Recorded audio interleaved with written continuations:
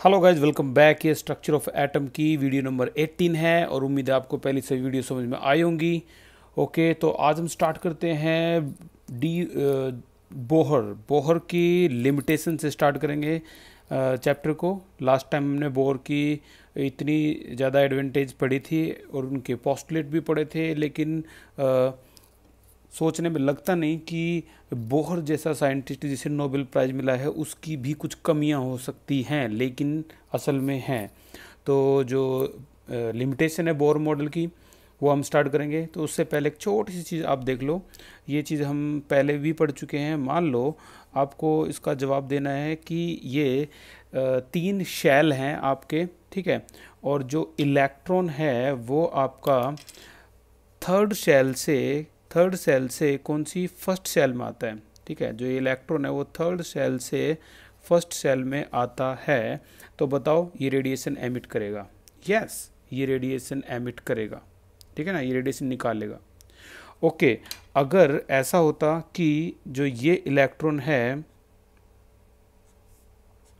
अगर ऐसा होता कि ये इलेक्ट्रॉन थर्ड से सेकंड शेल में आता, इस तरह से यहाँ से यहाँ थर्ड से सेकंड सेल में आता, क्या अभी रेडिएशन एमिट करेगा? यस, ये अभी भी रेडिएशन एमिट करेगा। तो आपको ये बताना है कि इसमें जो ये रेडिएशन एमिट करेगा और इसमें जो ये रेडिएशन एमिट करेगा, दोनों में से छोटा वेवलेंथ किसका होगा। तो आप कहोगे ये क्या अजीबोगरीब सा क्वेश्चन है और कैसे हम बता पाएंगे। तो बड़ा सिंपल है, ये देखो, delta E is equal to H nu. Delta E is equal to, delta E का मतलब किस शेल से किस शेल में इलेक्ट्रॉन आ रहा है, ठीक है ना। E2 minus E1, 3 minus 2, 3 minus 1, 3 minus 2, और यहाँ ये हो जाएगा C बाई लैम्डा। लैम्डा यानी लैम्डा इस डेल्टा ई के इनवर्सली प्रोपोर्शनल है। बताओ यहाँ डेल्टा ई की वैल्यू कितनी है? 3 माइनस 1, 2। यहाँ कितनी है? 3 माइनस 2, 1। यानी यहाँ ज़्यादा है, यहाँ ज़्यादा है तो इसका लैम्डा छोटा होगा, इन्वर्सली प्रोपोर्शनल। तो इसका लैम्डा आपको छोटा बनाना है इस तरीके से, और इसका लैम्डा जो होगा वो क्या होगा? बड़ा होगा, ठीक है, इस तरीके से। ये बात भी पोस्टुलेट में थी किसके? नील बोहर। तो इतना ग्रेट साइंटिस्ट जिसके बारे में इतनी ज़्यादा थ्योरी, इतनी ज़्यादा पूरे वर्ल्ड में इसका नाम, और इसकी भी कमियां हो सकती हैं। हाँ, हो सकती हैं। क्यों? क्योंकि आगे चल के जब डिस्कवरी हुई तो ये चार कमियां, जो मेन चार कमियां हैं जो आपको एग्ज़ाम में लिखनी है, तो ये इसकी लिमिटेशन बताई गई। किसकी? बोहर की। Limitation of Bohr. नंबर 1, पहली लिमिटेशन जो बोहर की बताई गई वो ये थी कि he could not explain line spectra of atoms containing more than one electron। एक का तो बता दिया। देखो, आप जितने भी नील बोहर के फॉर्मूले पढ़ोगे, सभी फॉर्मूले में, चाहे वो रेडियस का हो, चाहे वो एनर्जी का हो, ठीक है ना, किसी भी पर्टिकुलर सेल में, उसने एक ही बात बोली थी कि भाई मेरा जो फॉर्मूला है वो वैलिड है हाइड्रोजन के लिए या फिर हाइड्रोजन लाइक स्पीसीज जो कि होती हैं हीलियम पॉजिटिव, लिथियम 2 पॉजिटिव, ठीक है ना। इस तरीके से इन स्पीसीज के लिए वैलिड है। यानी हर किसी के अंदर एक एक इलेक्ट्रॉन, इसके अंदर एक इलेक्ट्रॉन, इसके अंदर एक इलेक्ट्रॉन, हाइड्रोजन के अंदर तो होता ही एक इलेक्ट्रॉन है। तो इसीलिए जो पहली लिमिटेशन है वो क्या है कि जो बोहर मॉडल है वो कुड नॉट एक्सप्लेन, मैं लिख देता हूँ, कुड नॉट एक्सप्लेन, क्या एक्सप्लेन नहीं कर पाया? Line spectra of atoms containing more than one electron, containing more than one electron, ठीक है ना, मोर देन वन इलेक्ट्रॉन। और ये जितने भी एग्जाम्पल मैंने लिखे हैं वो सभी के सभी क्या है? More than, sorry, single electron के लिए, ठीक है ना। तो ये जो मॉडल था ये वैलिड नहीं था मोर देन वन इलेक्ट्रॉन या फिर मल्टी इलेक्ट्रॉन के लिए। ओके, तो सिंपल थी पहली। तो अगली की तरफ चलते हैं। दूसरी लिमिटेशन जो थी इसकी वो क्या थी? दूसरी सबसे बड़ी लिमिटेशन जो बोहर मॉडल की थी वो ये थी, he failed to explain effect of magnetic field on spectra of atom. यानी उन जो स्पेक्ट्रम आया था हमारे पास, उस पे मैग्नेटिक फील्ड का क्या इफेक्ट होगा। तो he failed to explain fail to explain क्या, the effect of magnetic field,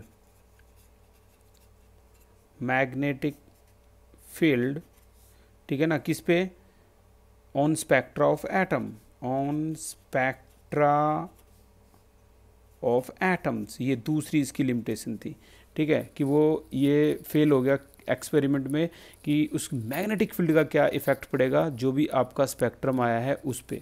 और मैं आपको आपके एनसीईआरटी में बता दूं, ये चीज़ जो अभी मैंने लिखी है ये एग्ज़ाम में बहुत ज़्यादा पूछी गई है, इसे जी मैन इफ़ेक्ट भी कहते हैं। ये देखो आपकी एनसीईआरटी है और इसमें हम क्या पढ़ रहे हैं, एनसीईआरटी का topic number 2.4.2 limitation of Bohr, इसे को कहते हैं क्या, Zeeman effect. Zeeman, magnetic field आएगा तो मैन से याद कर लेना क्या है। This model is also unable explain the spectrum of atom other than hydrogen, ये तो हो गया हमारा, ठीक है। Further Bohr theory was also unable to explain the splitting of spectral line in the presence of magnetic field and this is called G-Man effect। अगर कोई कहे G-Man effect क्या होता है तो सिंपल आपको लिखना है splitting of spectral lines in the presence of magnetic field, ठीक है ना। अब वो स्पेक्ट्रल लाइंस जो आई हैं हमारे स्पेक्ट्रम पे, आपको याद होगा जो हमने स्पेक्ट्रम देखा था, इनका ये जो लाइंस हैं, अभी मैं आपको एक बार दिखा देता हूँ। उसने कहा था कि जो स्पेक्ट्रम में जो लाइन आती है मैग्नेटिक फील्ड में की प्रेजेंस में, इन लाइंस पे क्या असर होगा, तो ये वो बताने में एक्सप्लेन हो गया था, अनेबल हो गया था, ठीक है। एमिशन स्पेक्ट्रम आपने देखा होगा, ओके, इसमें चेक कर लेते हैं एक बार। एमिशन स्पेक्ट्रम और एब्जॉर्प्शन स्पेक्ट्रम, देखो ऐसे स्पेक्ट्रम आते थे, तो इन स्पेक्ट्रम पे मैग्नेटिक फील्ड का क्या असर होगा, तो वो बताने में वो अनेबल था। इसी तरीके से आपको जो तीसरी जो कमी है वो भी लिखनी है, वो भी मिलती जुलती है। फिर से लिखेंगे क्या, fail to explain effect of, अब की बार ये चेंज कर दो क्या, और यहाँ लिखेंगे फेल टू एक्सप्लेन, इस तरीके से fail to explain effect of electric field, ठीक है ना। अब इलेक्ट्रिक फील्ड किस पे, on spectra of atom, on spectra of atom, बहुत सिंपल है। इसको हम क्या बोलते हैं, इसी को पॉपुलरली बोलते हैं क्या, जी मैन इफेक्ट। और इसको इलेक्ट्रिक फील्ड वाले को क्या बोलते हैं, इलेक्ट्रिसिटी से स्पार्क होता है, तो इसी से हम याद करते हैं ये वर्ड स्टार्क, इसे स्टार्क इफेक्ट कहते हैं, ठीक है, स्टार्क इफेक्ट, ठीक है। तो ये आपका हो गया आप जी मैन इफेक्ट और स्टार्क इफेक्ट। स्टार्क भी जो है आपको थोड़ा थोड़ा याद होगा, आयरन मैन में टोनी स्टार्क, बस उसी नाम का ये स्टार्क है और ये पक्का साइंटिस्ट के नाम पे ही है, स्टार्क इफेक्ट, ठीक है। तो ये भी आपका हो गया। इसकी डेफिनेशन क्या लिखोगे आप, डेफिनेशन हो जाएगी splitting of spectral line in the presence of electric field को कहते हैं स्टार्क इफेक्ट। आगे चलते हैं, स्टोरी को और आगे ले चलते हैं, मैं एक बार दिखा देता हूँ फिर से इसको। ये है splitting of spectral line in the presence of क्या, इलेक्ट्रिक फील्ड, तो इसको हम क्या बोलेंगे, स्टार्क इफेक्ट, ठीक है। ये भी एग्जाम में बहुत आता है, जी मैन इफेक्ट और स्टार्क इफेक्ट। आगे चलते हैं, इसकी लास्ट जो लिमिटेशन थी बोहर की वो थी नंबर 4, और ये क्या थी, he does not provide any clue to explain shape of molecule, जो कि हम 4th चैप्टर में केमिकल बॉन्डिंग में पढ़ेंगे। He does not provide any clue, does not provide any clue to explain shape of molecule, to explain shape of molecule. तो इसे हम आगे चल के चैप्टर 4 में केमिकल बॉन्डिंग में पढ़ेंगे, क्या किस तरीके से शेप ऑफ मॉलिक्यूल बताना होता है। तो अब यार इतनी एक्सपेक्टेशन रखोगे बोर्ड से, तो वो कोई भगवान तो है नहीं, फिर भी उसने जितना बताया वो कमाल का था और बहुत तारीफ़ काबिल था। तो ये मॉडर्न टेक्नोलॉजी आएगी तो भाई वो बेचारे पहले की कमियां होंगी ही होंगी, ठीक है। जिस तरीके से स्टीव जॉब ने पहला आईफोन निकाला था तो दूसरा जब आईफोन आया तो क्या पहला जो आईफोन था उसको हम कम बोलेंगे? नहीं, वो तो उसको और ज़्यादा अपडेट जैसे जैसे वर्जन आगे लॉन्च होते हैं, वर्जन 7 आया, 7 से अच्छा 8 आया, 8 से अच्छा 9 आया, 9 से अच्छा 10 आया, ठीक है ना। और ये एक्स आर प्रो वगैरह वगैरह जो भी है, तो हर बार जो ये अपडेशन होती है, बस ये लगा लो इसकी और ज़्यादा अपडेशन हुई तो वो मॉडल फेल हो गया। अब जो एक्स आया है मान लो सबसे लास्ट में, तो क्या हम इसको परफेक्ट बोलेंगे? नहीं, आगे आने वाली टेक्नोलॉजी और एडवांस होगी और ये जो एक्स है इसकी भी कुछ कमियां निकाल दी जाएंगी, ठीक है ना। तो कमियां तो हर किसी में निकलती हैं। ये तो चलो नील बोहर है, ग्रेट साइंटिस्ट, और बहुत अच्छी अच्छी बातें इसके बारे में हमने पढ़ी। तो एंगुलर मोमेंटम से लेकर इसने कई जो पोस्टुलेट बताए थे वो सारे कमाल के पोस्टुलेट थे। तो नील बोहर के बाद अब हम अब तक क्या पढ़ते आए थे कि इलेक्ट्रोमैग्नेटिक थ्योरी जो होती है, इलेक्ट्रोमैग्नेटिक रेडिएशन जो होती है, उसके दो बिहेवियर होते हैं। एक क्या होता है पार्टिकल, एक होता है वेव। आपने रेडिएशन के तो दो बिहेवियर पढ़ लिए।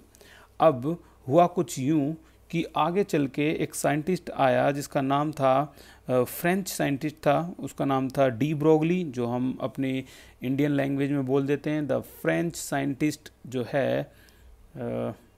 ये देखो, फ्रेंच फिजिस्ट डी ब्रोगली इन 1924। तो क्या ये फ्रेंच में भी डी ब्रोगली बोला जाता है? नहीं नहीं, इसका नाम था, अगर मैं इसके पूरे नाम की बात करूँ तो ये लॉइस डी ब्रोगली, हम इंग्लिश में ऐसे बोल देते हैं बट ये जो प्रोनाउंसिएशन है ये गलत है। इसको कहते हैं लुई डी ब्रोई। हाँ, Louis de Broglie correct pronunciation है, लुई डी ब्रोई, ठीक है। इसको कहते हैं लुई डी ब्रोई। इसके बारे में पढ़ोगे तो आप अगेन हैरान रह जाओगे कि ये जो आपको इतना बड़ा फिजिक्स का साइंटिस्ट जो दिख रहा है, ये असल में डिग्री किसकी ले रखी है इसने? हिस्ट्री की। अब आप सोचोगे हमारी इंडियन एजुकेशन सिस्टम के हिसाब से तो यार इसके पास आर्ट थी।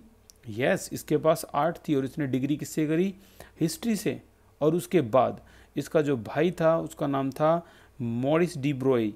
मॉरिस डी ब्रोई से प्रभावित होकर इसने क्या करा, फिजिक्स, वो फिजिक्स का साइंटिस्ट था, तो इसने अपने भाई की जो रीस करके और क्या करा कि अपनी हिस्ट्री की डिग्री को इग्नोर करके इसने फिर से फिजिक्स में आकर इतनी बड़ी थ्योरी दे दी। थोड़ा थोड़ा आपको ये पहचानने में अजीब व गरीब लगेगा कि यार कि ये ऐसे कैसे हो सकता है, कि लेकिन ये बात बिल्कुल सच है, ठीक है। मैंने तो ये पढ़ा ही नहीं, खैर ये तो यहीं पे लिखा हुआ है कि इसने शुरुआती जो अपनी शिक्षा दी थी अंडर ग्रेजुएट, कहाँ से थी? हिस्ट्री। ये देखो, studied history as an undergraduate in the early 1910 में।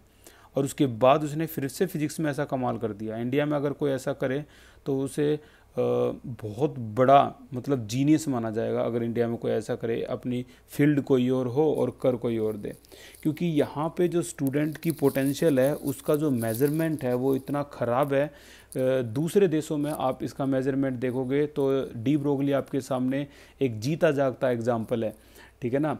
डी ब्रोगली ने एक ऐसा एग्जाम्पल दिया है जो हमारी एजुकेशन सिस्टम को दिखा रहा है कि हमारे में बच्चों की पोटेंशियल को कितना लिमिटेड मान के चलते हैं, ठीक है। वहाँ पर आपका जो मन करे, जैसा मन करे, वो चीज़ एजुकेशन ले सकते हो। एक मूवी है जिसका नाम है गुड विल हंटिंग। ये ज़रूरी है, आपको देखना चाहिए। ये बहुत प्यारी मूवी, अगर कहीं से भी अवेलेबल हो तो इसको देखो, हिंदी इंग्लिश। वैसे तो आपको इंग्लिश भी अच्छी तरह समझ में आएगी क्योंकि ये सारी जो मूवी है वो सारी आपकी साइंस बेस पे है, मैथमेटिक्स, फिजिक्स और केमिस्ट्री, ठीक है ना। तो इसलिए आपको आराम से समझ में आ जाएगी, इंग्लिश में होगी तब भी। इस मूवी में यही दिखाया गया है कि जो विल हंटिंग नाम का जो ये साइंटिस्ट तो मैं गलत कह रहा हूँ, ये एक लड़का है, इसको अर्ली एजुकेशन कहीं से मिली नहीं। यानी इसने ना तो टेंथ क्लास में गया, ये ना ये 12th क्लास में गया, कभी स्कूल में ही नहीं गया। लेकिन फिर भी वहाँ पर लाइब्रेरी अवेलेबल होती हैं, लाइब्रेरी में कोई भी जा सकता है, कोई भी बुक पढ़ सकता है, कोई भी डिटेल में पढ़ सकता है। अब इसका दिमाग इतना तेज़ था कि जिस कॉलेज में ये झाड़ू पोछा लगाने का काम करता था, वहाँ के मैथमेटिशियन जो बड़े बड़े प्रोफेसर थे वो बोर्ड पे एक क्वेश्चन लिख देते थे कि जैसे नोटिस बोर्ड होता है ना, वहाँ क्वेश्चन लिख देते थे कि कोई भी इसको अगर सोल्व करेगा तो आने वाली फ्रंट मैगजीन कवर पे उसका मेरे साथ फ़ोटो होगा। अब इतने ब्रिलियंट स्टूडेंट, इतनी बड़ी यूनिवर्सिटी के 200-250 स्टूडेंट वो उस क्वेश्चन को सोल्व नहीं कर पाते थे जो विल हंटिंग कर देता था। अब आप कहोगे कैसे? वहाँ की लाइब्रेरी, वहाँ का एजुकेशन सिस्टम, वहाँ की फ्लेक्सिबिलिटी, वहाँ की स्टूडेंट्स की पोटेंशियल को मेज़र करने की जो उनकी सिस्टम प्रणाली है वो सारी इतनी कमाल की है कि कोई भी कभी भी एजुकेशन ले सकता है, और ये ज़रूरी नहीं है कि वो कॉलेज जाना ही ज़रूरी है तभी होगा। जॉर्ज मेंडल, अगर किसी ने ये नाम सुना हो तो जॉर्ज मेंडल के बारे में भी आप जब पढ़ोगे तो ये एक माली का बेटा था जो कभी भी कॉलेज नहीं गया, ठीक है। और ये इसी को कहते हैं हम क्या? फादर ऑफ जेनेटिक्स, ठीक है ना, इसी का नाम है फादर ऑफ जेनेटिक्स।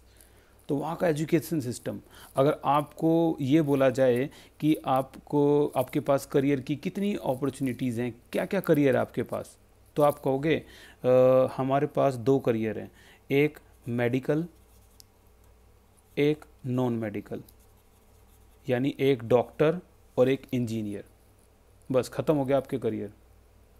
लेकिन मैं बताऊं कि मेरे कई स्टूडेंट ऐसे हैं जो आज की डेट में ऑस्ट्रेलिया में शेफ़ हैं। मतलब इमेजिन करो, आप अपने घर पे आज शाम को जाके बोलते हो कि मम्मी या पापा मैं शेफ़ बनूंगा। शेफ़ भी मत बोलो, ये बोलो मैं हलवाई बनूंगा, ठीक है ना, मैं खाना बनाने का काम करूंगा। तो आपको कितनी अजीबोगरीब तरह से वो रिएक्ट करके बोलेंगे, वो तो आपको पता ही है कि हमने ये एजुकेशन सिस्टम आपके सामने ऐसा रखा था, इसीलिए रखा था। लेकिन वो ऑस्ट्रेलिया में शेफ़ है और बहुत कमाल का शेफ़ है क्योंकि उसको खाना बनाने का ज़्यादा शौक़ था, ठीक है ना, उसको रेसिपीज़ में बड़ा मज़ा आता था। ऐसे कई एग्जाम्पल है। अगर आप कहोगे कि पापा मैं ये मेडिकल पढ़ाई नहीं कर रहा, मुझे ना रेडी लगानी है, रेडी में क्या करेगा, मेरे को कुकिंग करनी है, मेरे को बहुत बढ़िया बर्गर बनाने आते हैं या चाउमीन बनानी आती है, या ये रेसिपीज़ मेरे पास है, ये रेसिपी मेरे पास है, तो ऐसा अगर बोलोगे तो वो अजीबोगरीब तरीके से रिएक्ट करेंगे। लेकिन आपको बता दूं, कभी भी हिस्ट्री पढ़ लेना, KFC हो गया, मैकडी हो गया, डोमिनोज़ हो गया, और तो और सबवे हो गया, इन सभी की जो हिस्ट्री आप पढ़ोगे तो वो रेडी से ही शुरू होती है। हमारे देश में रेडी बोलते हैं, वहाँ पर उनको फूड ट्रक बोलते हैं, शायद आपने सुना भी होगा, फूड ट्रक, ठीक है ना। वो घूम घूम के जगह पे, अलग अलग जगह पे फूड ट्रक लगाते हैं। अगर आप कहोगे कि मुझे बार्बर बनना है, मेरे को बाल काटने में मज़ा आता है, तो मैं बताऊं, मेरा जो एक स्टूडेंट है वो पुडुचेरी, जो इसे पांडुचेरी बोलते हैं, पुडुचेरी में क्रूज़ है, एक 7 स्टार क्रूज़ है, वो होटल की तरह होता है, पानी में समुद्र में चलता है। वो वहाँ पे वो सैलून का काम करता है और वो बार्बर का काम करता है, बाल काटने का काम करता है बड़े बड़े सेलिब्रिटीज़ का। वहाँ उसे बार्बर नहीं बोलते, वहाँ उसके लिए एक नाम है, उसका नाम है क्या? आर्टिस्ट। कहते हैं कि अगर आप न्यूजीलैंड में हो और आप एक अच्छे आर्टिस्ट हो बाल काटने में, तो आप वहाँ के गिने चुने करोड़पतियों में से एक हो। लोग इतना ज़्यादा पैसा स्पेंड करते हैं अपने फेस की लुक के ऊपर वहाँ पे।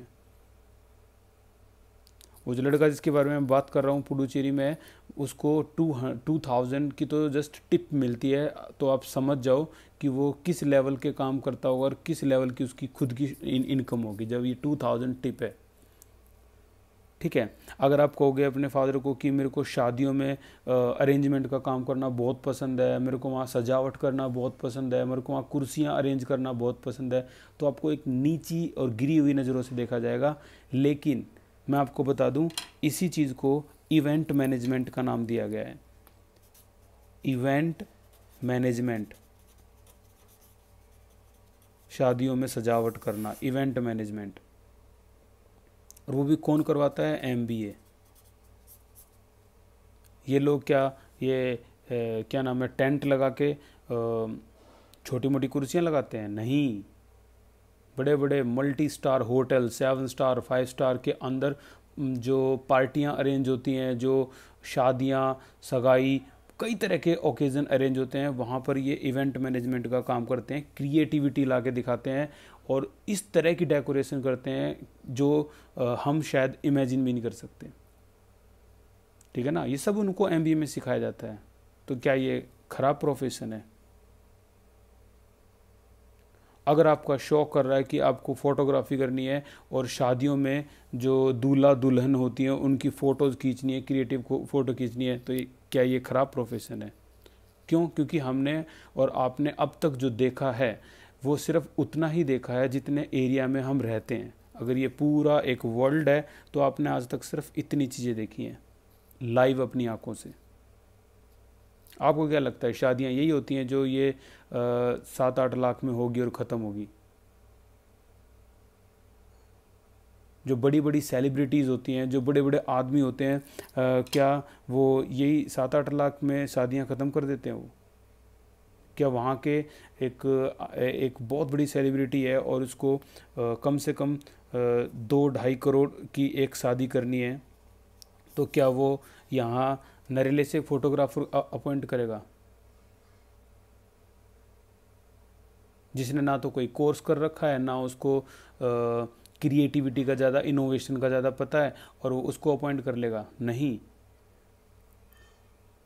वो बड़े बड़े जो ओकेज़न होते हैं वो बड़े बड़े आर्टिस्ट को ही अपॉइंट करते हैं। तो मैं सिर्फ ये बताने की कोशिश कर रहा हूँ कि जो आर्टिस्ट है वो भी प्रोफेशन कम ही है। तो कुल मिला के आपके सामने सिर्फ 2 प्रोफेशन नहीं है जो ये आपके सामने है, आपके सामने कम से कम नहीं तो 200 प्रोफेशन होंगे।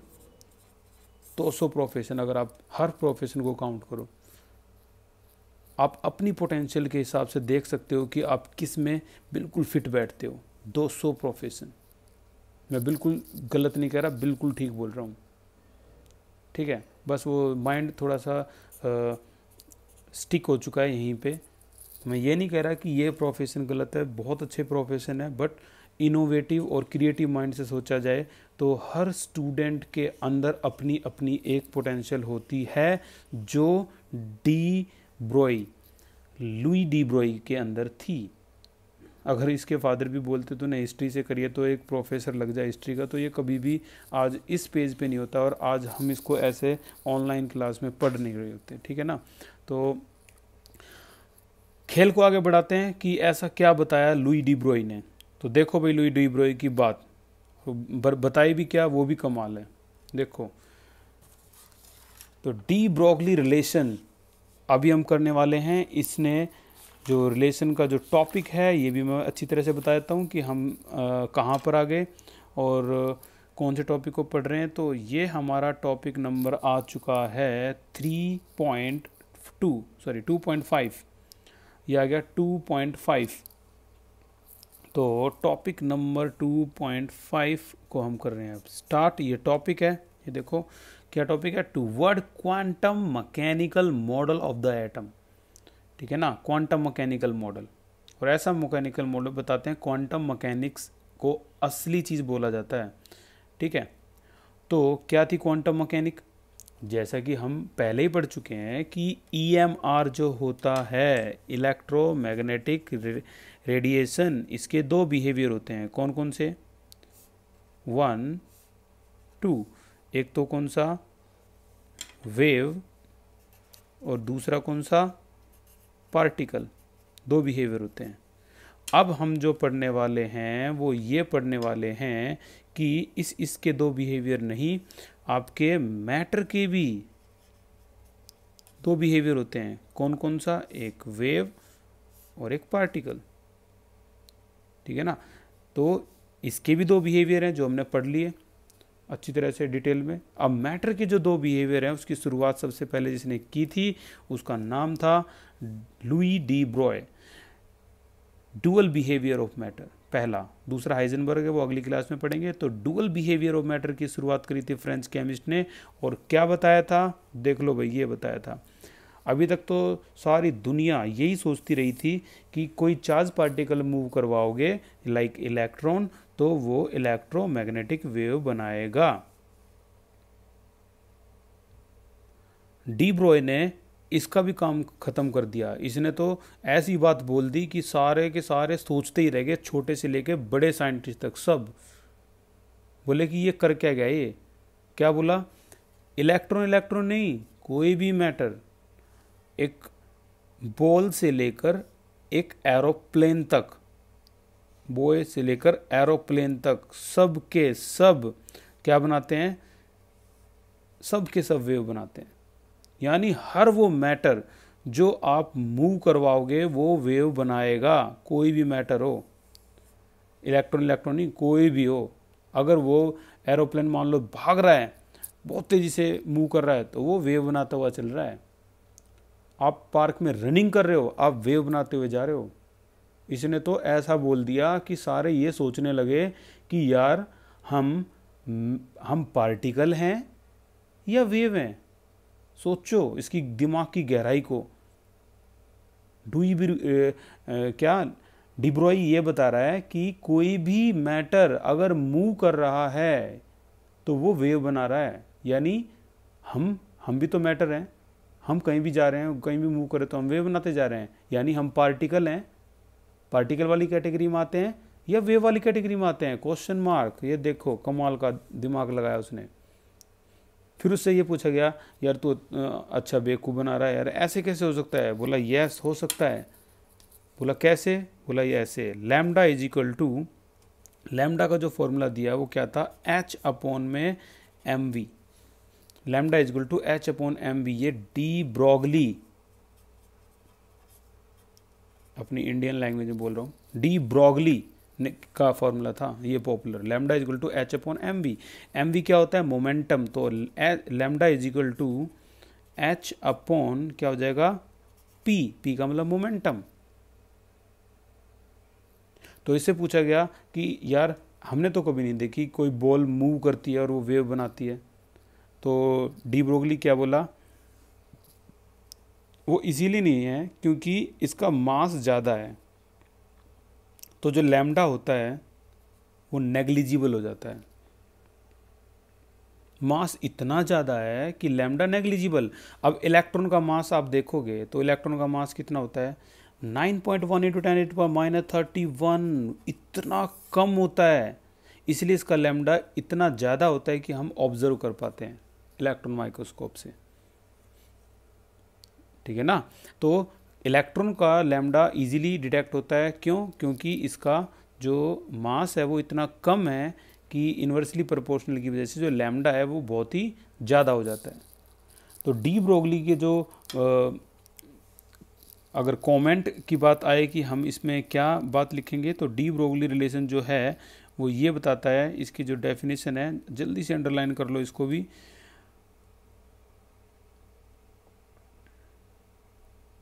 ये देखो, ये इसका फॉर्मूला है, lambda is equal to H upon में M v is equal to H upon में पी। अब जो रिटर्न के लिए जो बात आएगी कि वो क्या होगी, तो ये देखो इस तरीके से इसका आपको ये वाला जो डेफिनेशन है वो लिखनी है।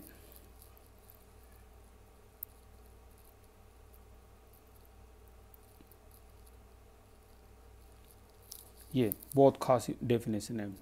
इसने क्या बोला? Matter like radiation should also exhibit dual behavior both particle and wave like property।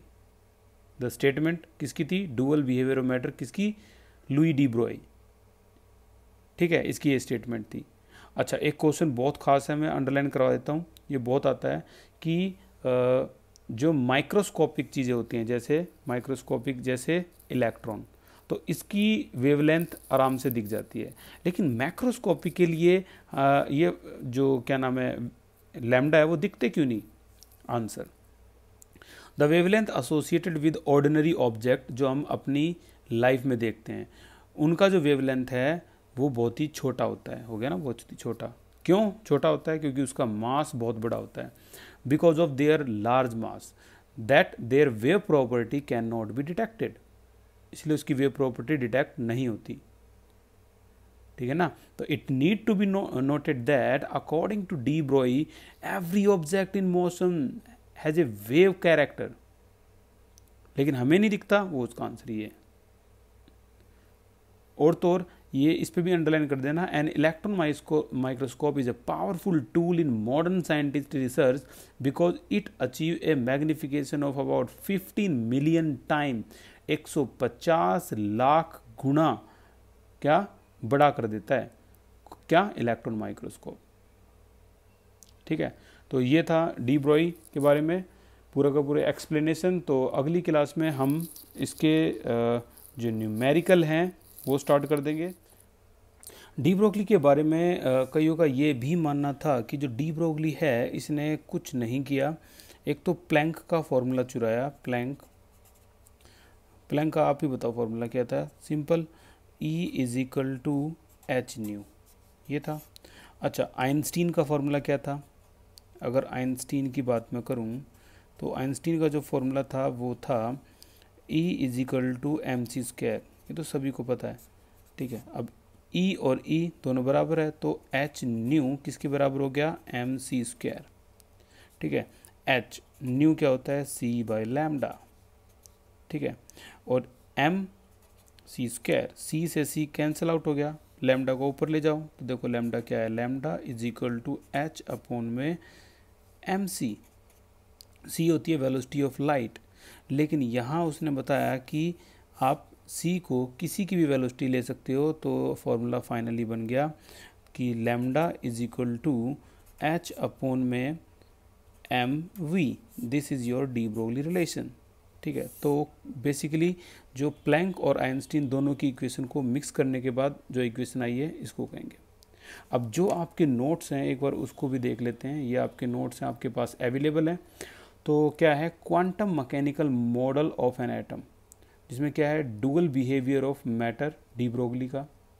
अच्छा, इसमें क्या है, discovered dual behaviour of matter, de Broglie propose that matter like radiation possess both dual behaviour that is particle and wave like property.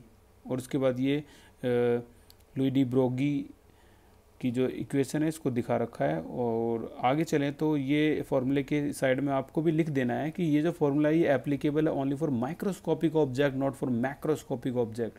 Okay, एक question आता है, de Broglie relationship is applicable only for the microscopic object not for macroscopic object, why? Answer, it need to be noted that according to de Broglie every object in motion have wave character. The wavelength associated with the ordinary object जो हम देखते हैं वो बहुत ही छोटी होती है because of their large mass, therefore the wave property cannot be detected. तो इसका ये आंसर था। आज की क्लास के लिए इतना ही। अगली क्लास में हम इसके जो न्यूमेरिकल सेक्शन है उसको कंप्लीट करेंगे। ठीक है ना, तो न्यूमेरिकल सेक्शन जो है वो आसान से न्यूमेरिकल है, एक ही फॉर्मूला है। तो नेक्स्ट क्लास में उसे कंप्लीट करेंगे। Thank you so much for this class, take care.